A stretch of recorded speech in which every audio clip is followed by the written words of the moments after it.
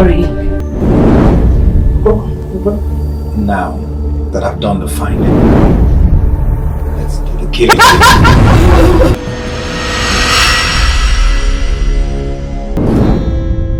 Being based under a spell. To remain single for life.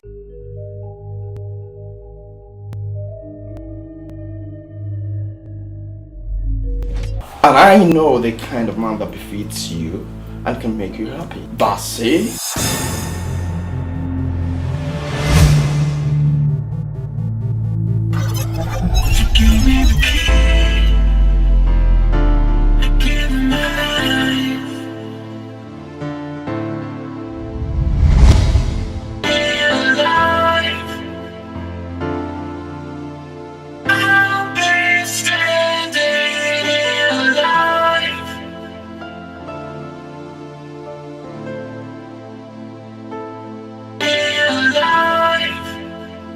If you keep that pregnancy, the cancer will grow. It will affect the baby. I have no cancer. And nothing will happen to my baby. I guess it's the age difference my sister is on about. Stop! Annie, so you've been fooling around with me.